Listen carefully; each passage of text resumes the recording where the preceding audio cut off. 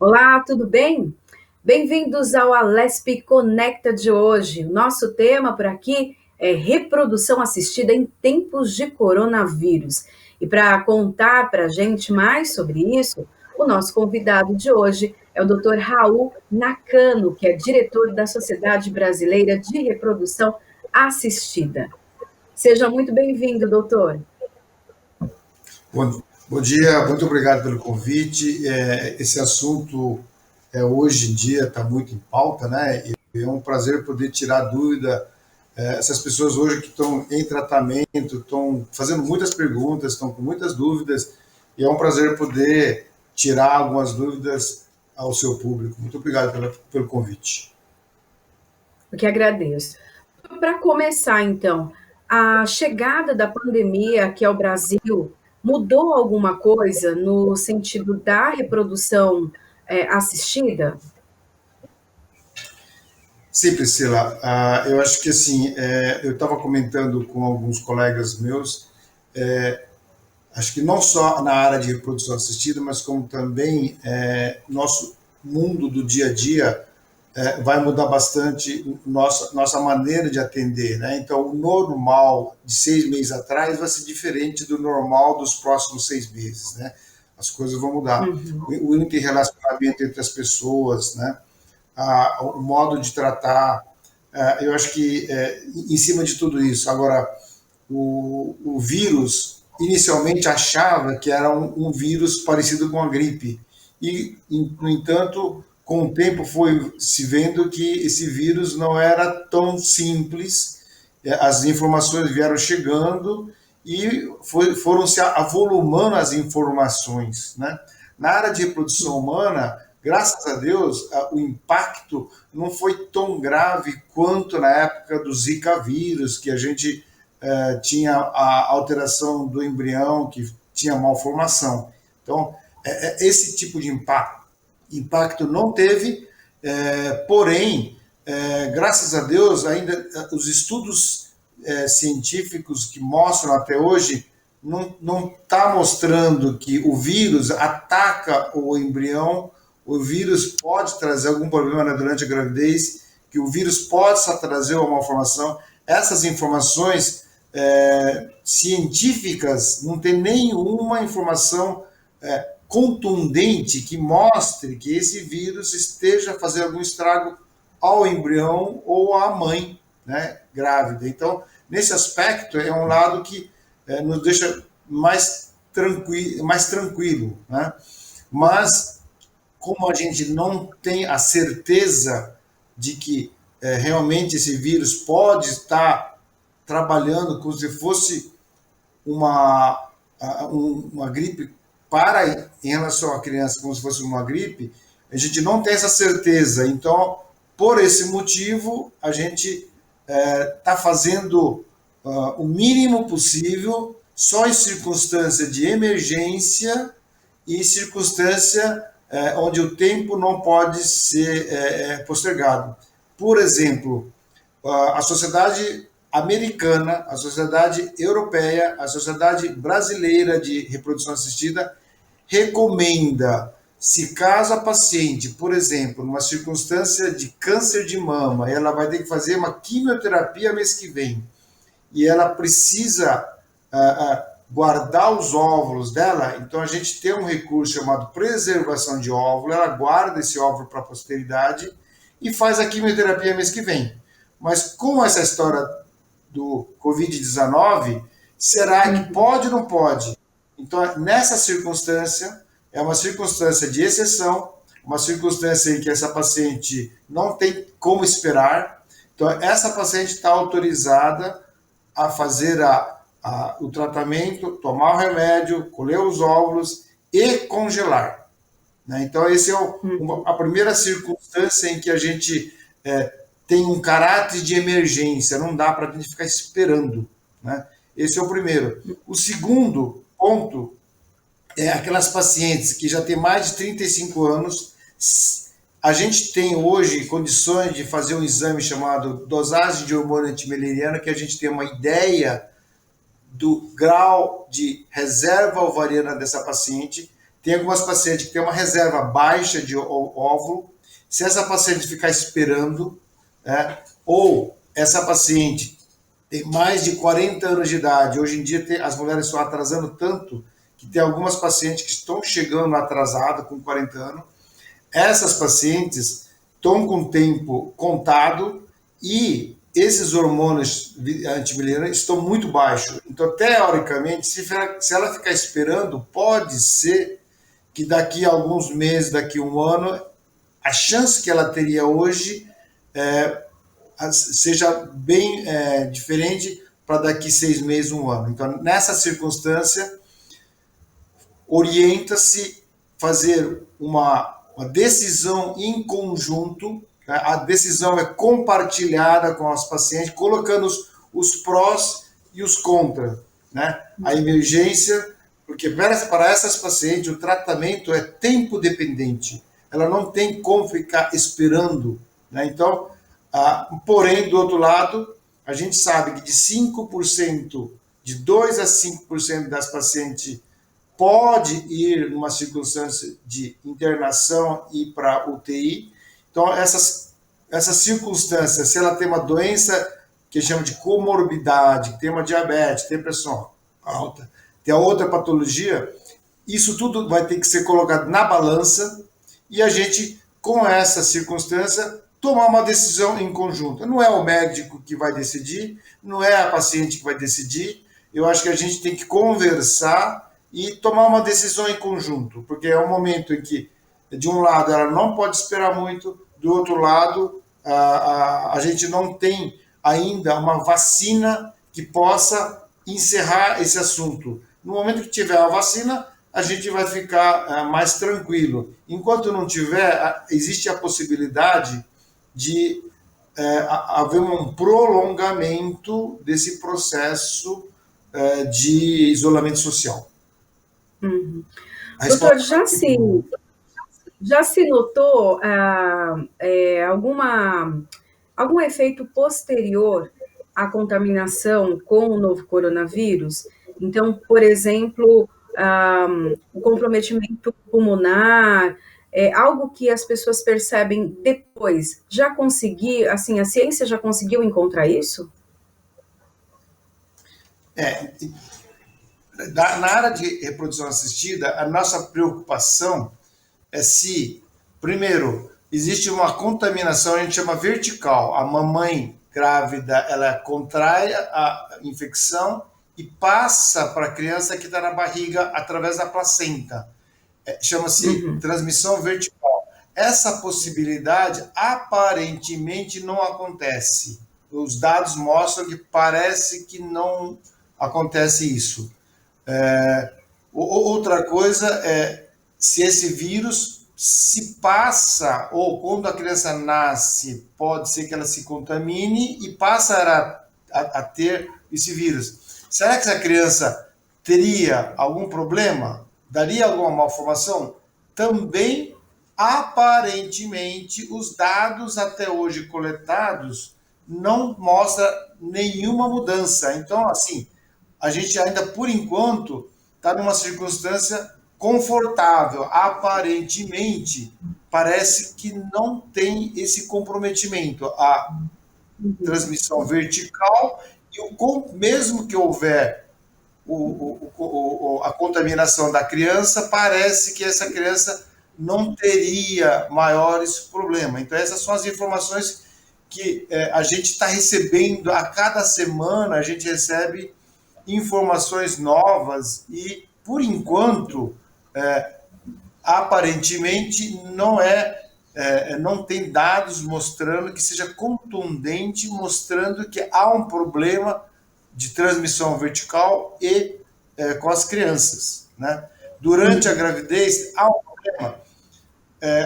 A princípio, o que a gente preocupa é que, uma vez grávida, ela pode pegar esse vírus e, aparentemente, ela vai transcorrer como qualquer outra mulher não grávida. Porém, se ela estiver dentro daqueles 5% que pode ir para a UTI, Será que essa gravidez iria para frente? Aparentemente, não, né?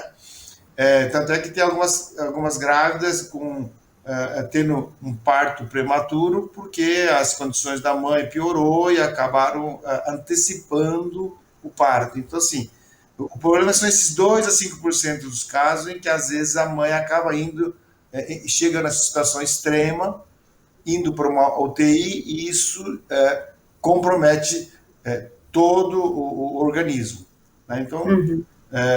neste momento, na luz da ciência, a gente, por precaução, nós estamos evitando transferir o embrião. Então, numa circunstância em que a paciente tem mais de 35 anos e tem esse hormônio que eu falei, que é o hormônio antimileriano baixo, mostrando que ela tem uma reserva ovariana baixa, não dá para ficar esperando muito, né? Essa paciente, eu posso colher o óvulo dela e guardar o óvulo ou o embrião no laboratório. E ela estaria, vamos dizer, guardando, preservando para um momento mais seguro. Daqui 6 meses, 1 ano, 2 anos, ela deixaria guardado. Essa possibilidade é o que está sendo cogitado daqui para frente. Então, agora que nós vamos passar o pico da epidemia, as coisas vão se acalmando. Na Espanha e na França, eles estão começando já a liberar aos poucos o isolamento social. Então, eles estão, teoricamente, 1 mês na frente da gente. E eles também estão começando a tomar esse tipo de atitude. Aos pouquinhos, eles estão liberando a reprodução assistida, tomando esse cuidado, compartilhando a decisão com o casal, e eles estão liberando aos poucos, né? Então, talvez daqui 15, 30 dias, nós também estaremos na mesma circunstância em que a Espanha, a Itália e a França estão passando. Então, eles estão um pouquinho na frente da gente, e a gente está praticamente assim, acompanhando o desenrolar das condutas na reprodução assistida deles, e nós estamos praticamente replicando os aconselhamentos das sociedades locais. Uhum. O senhor falou que nesse momento, então, já a fertilização, então, ela acaba sendo um pouco comprometida, mas eu queria que você explicasse o processo. E dentro desse processo, quem está nesse processo, precisa parar agora? É prejudicial se parar? Como que funciona? Bom, de um lado da balança existe a doença, que na maioria das vezes não é tão grave, mas existe aqueles 5% que pode ser hospitalizado e ir para a UTI. Então, ela tem a sua gravidade, né, de um lado. E do outro lado, tem as pacientes que necessitam, e a gente não pode ficar postergando muito. Então, assim, sempre essa balança é que vai nortear a nossa decisão, enquanto não tiver uma vacina, né? Então, as pacientes que estão fazendo um tratamento de fertilização in vitro neste momento, a gente está parando até que passe essa fase mais crítica do pico da epidemia, né? Passando essa fase, existe uma norma técnica hoje, todo mundo usando os cuidados. Hoje, a gente tem que usar a máscara, né? E, inclusive, nós estamos fazendo com que a equipe toda utilize proteção. E como eu estou fazendo a entrevista, eu tirei, mas a gente está utilizando todo cuidado, não só na chegada das pacientes, o uso da máscara obrigatória, tiramos todo o material que fica na sala de espera, revista, folder, evitar o máximo possível para que as contaminações aconteçam. As pacientes vêm de máscara, elas são orientadas, são orientadas para lavar a mão, usar álcool gel, fazer o exame, manter o distanciamento. Elas vão usar também as máscaras para que a gente diminua o máximo possível o contato. E aí, Sim. esse tipo de cuidados vai se prolongar e vai ser cada vez mais frequente, e a gente vai utilizar desses procedimentos para que aquelas pacientes que não podem ficar esperando possa dar continuidade ao seu tratamento. Então, resumindo, Doutor, paciente que está tratando, o que está fazendo? Neste momento, ela tem que esperar. Se for tratar, todos esses cuidados que a gente orientou, toda a equipe está mobilizado, toda a conduta está modificada, a gente fez todo um protocolo de atendimento, de acolhimento, as pacientes estão utilizando outro tipo de procedimento para chegar, para acompanhar, manter o distanciamento. Então, é toda uma mudança de cultura que a gente vai sim. ter que trabalhar daqui para frente. Com esses cuidados todos, as sociedades europeia e a nossa também está acompanhando essas normativas. Nós estamos, aos poucos, liberando essas pacientes que acreditamos que, assim, dentro de 15, 30 dias, nós vamos estar caminhando para esse tipo de liberação, porém com muito cuidado e com muito esmero. Doutora, a gente vai fazer um rápido intervalo e daqui a pouquinho a gente volta com mais Alesp Conecta.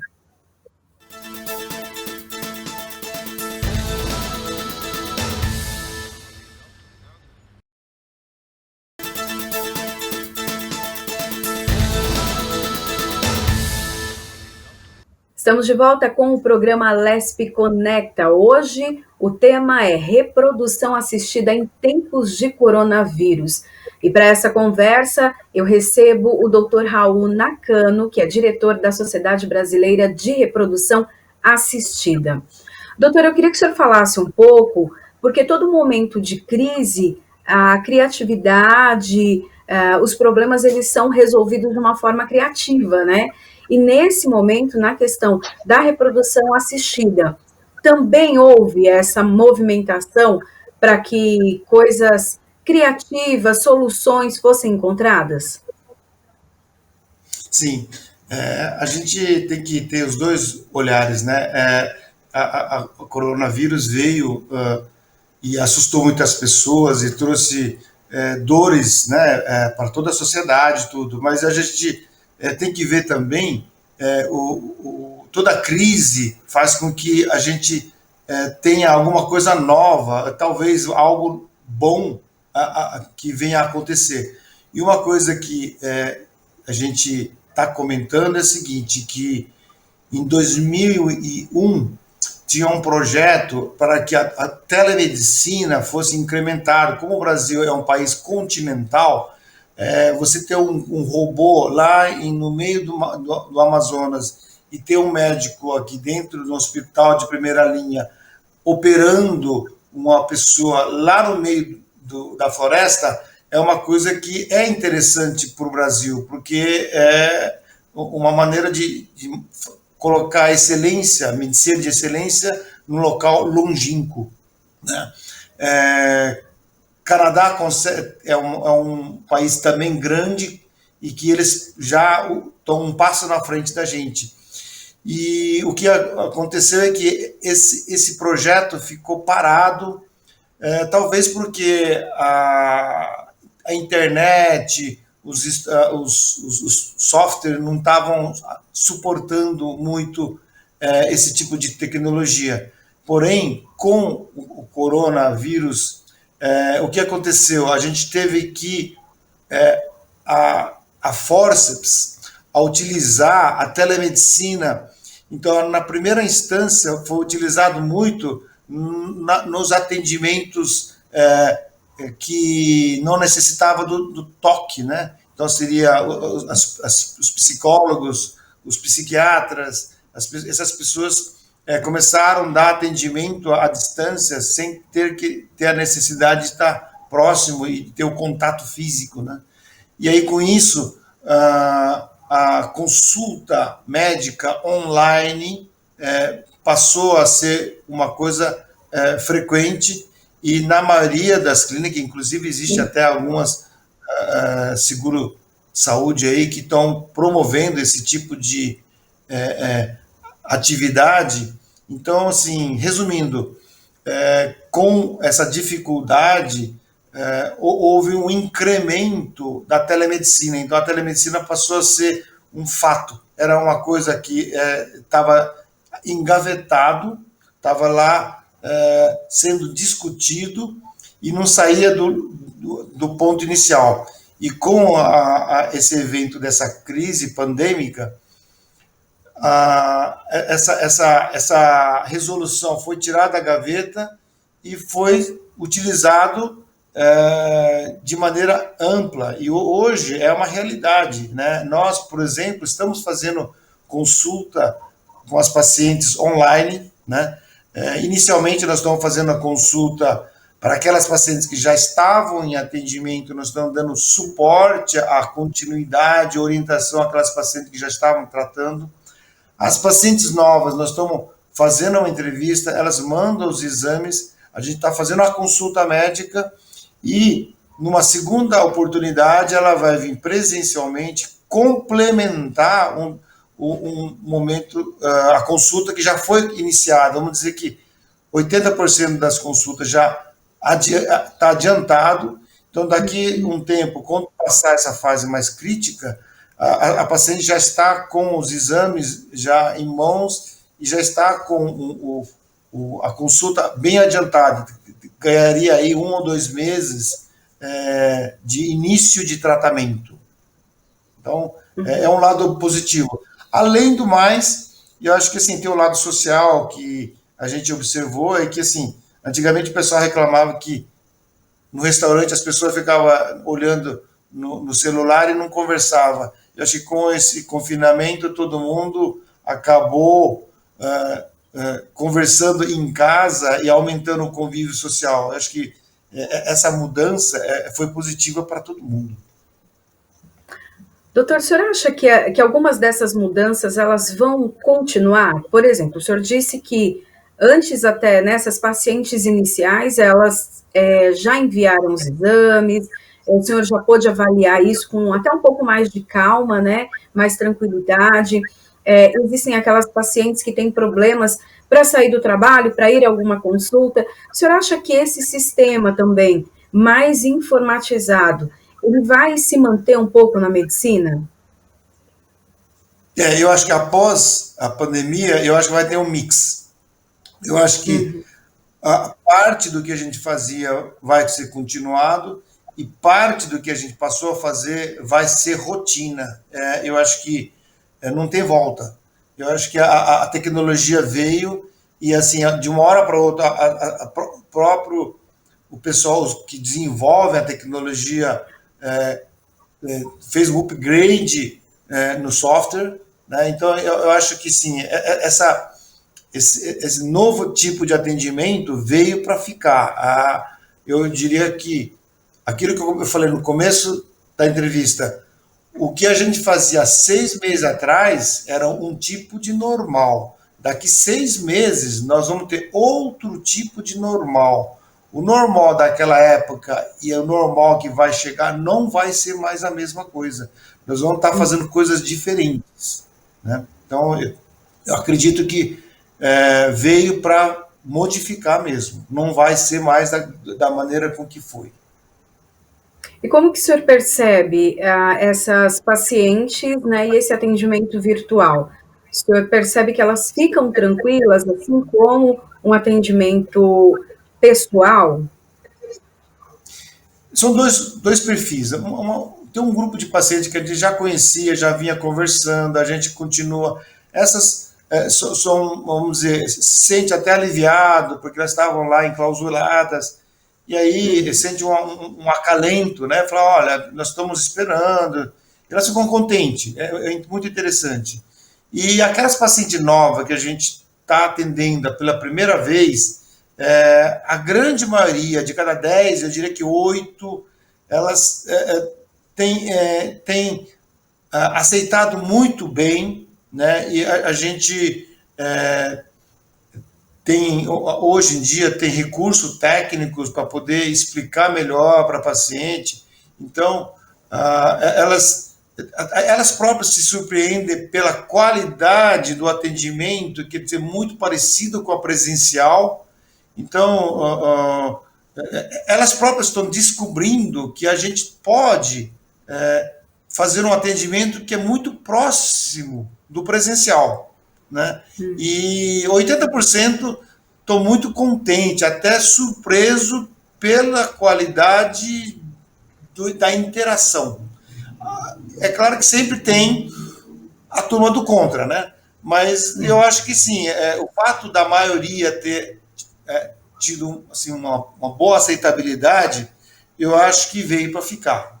Eu acho que vai ser uma coisa que vai facilitar para a gente também, porque a gente pode olhar com calma antes desses exames e talvez até dar até um atendimento mais detalhado, quem sabe. A gente sabe que para engravidar, né, a questão psicológica conta muito. No caso da reprodução assistida, também essa questão psicológica, e nesse momento em que as pessoas estão inseguras, né, com a incerteza do que vai acontecer daqui para frente, isso impacta, pode atrapalhar na gravidez, mesmo essa assistida? Sim, sim.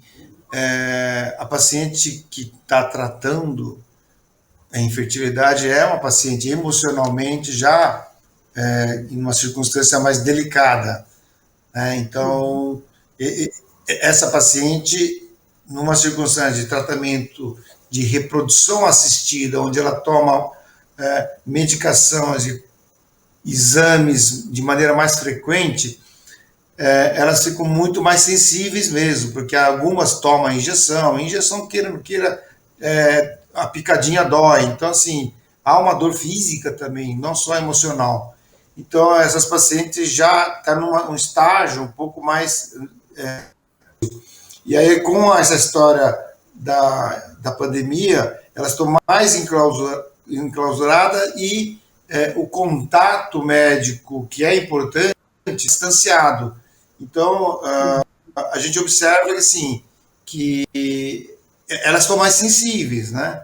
Mas, ao mesmo tempo, desde que você explique a situação e que talvez a saúde física dela, talvez neste momento, é mais importante do que a saúde da fertilidade, né? Muitas vezes, eu acho que elas compreendem e aceitam esperar um pouco. Algumas já estão começando a falar que não está dando para esperar mais não.